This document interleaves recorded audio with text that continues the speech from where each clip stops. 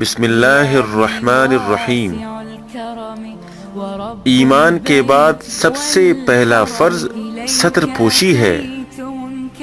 شریعت اسلام جو انسان کی ہر صلاح و فلاح کی کفیل و ذمہ دار ہے، اس نے ستر پوشی کا اتنا اہتمام کیا کہ ایمان کے بعد پہلا فرض ستر پوشی کو قرار دیا۔ نماز اور روزہ وغیرہ سب اس کے بعد ہے۔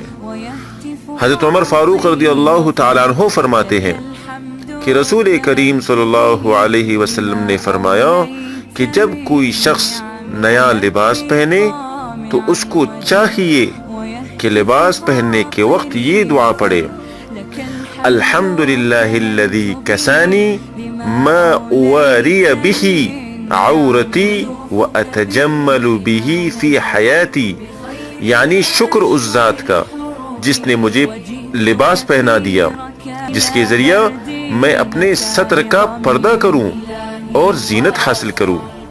اور فرمایا کہ جو شخص نیا لباس پہنے اور پہننے کے بعد پرانے لباس کو غربا و مساکین پر صدقہ کر دے تو وہ اپنی موت و حیات کے ہر حال میں اللہ تعالیٰ کی ذمہ داری اور پناہ میں آ گیا۔ سبحان اللہ۔ هنا ملبية مليك مصائر هنا للطهر أمكنة وللعبرات